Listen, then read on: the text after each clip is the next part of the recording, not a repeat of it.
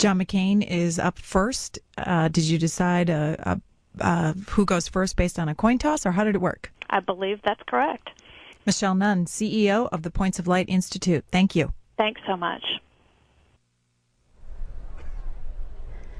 The U.S. Labor Department says that nearly 61 million people volunteered in 2007. Going back now to Columbia University and the presidential candidate interviews on service being moderated by Time Magazine managing editor Richard Stengel and PBS political editor Judy Woodruff.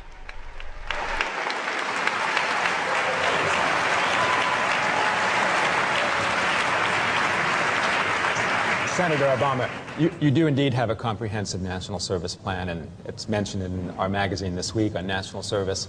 But here's my question. Bill Clinton also had a very comprehensive national service plan, and he had to tailor a lot of what he had proposed with AmeriCorps and other policies because of the unions, because of teachers' unions, because of public unions. Wouldn't you have to kind of cut back the scale of some of what you have done, or have you done that already, to make sure that the unions will go for it? I don't think so. Look, the spirit of unions is coming together because we are stronger together than we are individually. That's the idea behind the union movement. And I think the times have changed since 1992. I think that people recognize, for example, that we can't continue a education system that fails so many of our young people. And we need an all-hands-on-deck approach.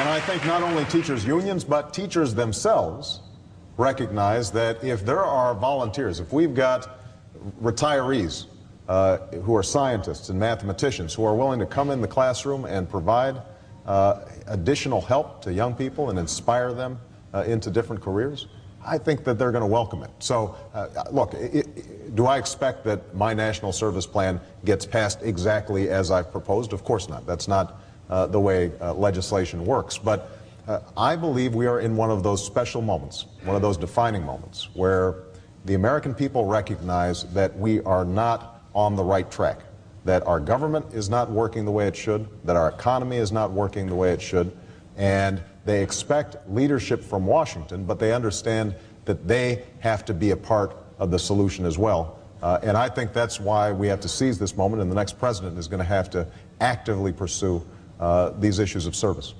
When we asked Senator McCain some of these questions, he said several times, he said there is a government role in all of this, but he said we should be careful about how much we scale up and increase the role of government. I want to come back to something we raised with him, and that is that those young people who are interested in the Peace Corps, Teach for America, not all of them can afford, frankly, to come out of school and take a very low-paying job, no matter how much they want to serve. What would be the responsibility of the government and others to make it easier? Well, first of all, I think Senator McCain is right that income does not determine whether or not people serve. You can go into small rural towns and people are really scraping by, and yet they are helping each other in all sorts of ways. But what I agree is that the choices that we provide young people right now are too constrained.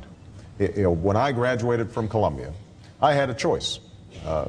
I could pursue a lucrative career on Wall Street or go immediately to law school, or I could follow through on the inspiration that I had drawn from the civil rights movement and from the Kennedy era and try to work in the community. And I chose the latter, but it was tough. I made $12,000 a year plus car expenses in Chicago, working with churches to set up job training programs for the unemployed and after-school programs for youth, trying to make the community better. It was the best education I ever had, but ironically, it was harder for me to find that job than it was for me to find a job on Wall Street.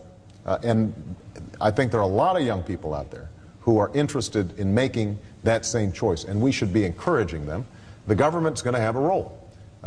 Look, young people can't afford college right now, and one of my central platforms in this campaign is we're going to provide a $4,000 tuition credit every student every year, but in exchange for giving something back. And so young people of modest means who are interested in going to college. This gives them an opportunity to serve and at the same time pay for their college education. I think there are a lot of creative ways where we can provide more opportunities than exist right now. Now, the role of government is something we talked a little bit about with Senator McCain. Republicans have traditionally said, and I'm thinking, for example, of Newt Gingrich, who I know is not one of your advisors, but said that the problem with big government is that it gets in the way of private initiative. And as government grew over generations, that in fact it repressed public service and it repressed national service because there was no room for it anymore. So some Republicans worry, well, he's going to make such a big government that won't even leave room for private initiative. Look, I think those are old arguments. Let's look to the future. The fact is that we have to have government. When a hurricane strikes, as it did with Katrina, we have to have a FEMA that works, which, by the way, means that we should be encouraging young people, the best and the brightest, to get involved as civil servants, to pursue careers of public service. So we've got people who are trained in federal emergency management who are able to take on the job. Now, that does not crowd out the Red Cross. That doesn't crowd out the thousands of church groups that went down there. What it means is that each area has a role to play. The Peace Corps does not crowd out opportunities for service overseas. You've got churches and synagogues and mosques all across the country that are deeply involved in efforts to deal with HIV/AIDS and malaria and all sorts of public health issues. And yet, this is an area where George Bush, I think, appropriately said, we're going to make a commitment as the wealthiest nation on earth to deal with the devastation of AIDS, and his PEPFAR program has been highly successful, working with non-for-profits, working with governments, working both public and private in order to solve a problem. So there are more than enough problems out there to deal with.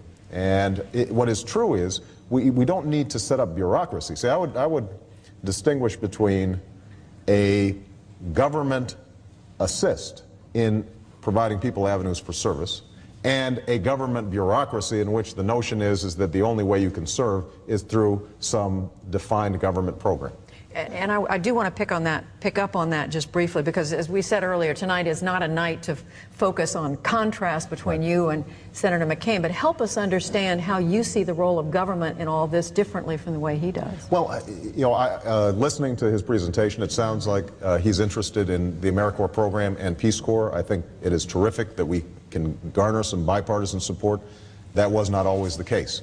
I believe firmly that government should expand avenues of opportunity. I want to create a energy corps, a clean energy corps that can mobilize individual citizens to help create greater energy efficiency in our country. I want to mobilize seniors to get involved with their schools or their local hospital or health clinic. So there are going to be a whole range of ways that we can do it. Some of that's going to cost money, but mostly it requires government providing these opportunities and these avenues, and a president who's willing to inspire people to get involved and get outside of themselves. That's something we're doing in this campaign, and that's something I think I can do as president. Senator Obama will be right back after this break.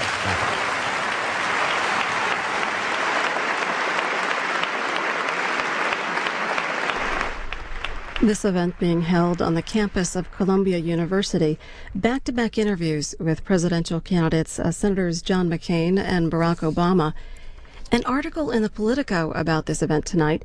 The two presidential candidates will call a truce in New York City on Thursday night for a conversation on the 7th anniversary of the 9/11 attacks about what their administrations would do to encourage public service. The summit is part of a campaign aimed at getting comprehensive bipartisan national community service legislation passed by Congress and signed into law by September 11th, 2009. The groups plan to push for that by working with the next president in the transition on the State of the Union address and during the budget process. John Bridgeland, president and chief executive of Civic Enterprises, says organizers want to take 9/11, this day of tragedy, and turn it into a movement of service and transformation. And that's by increasing the number of Americans who volunteer from 61 million a year to 100 million by the year 2020. Now watch a little bit of the room. Senator Barack Obama on the stage talking to some of the people gathered there.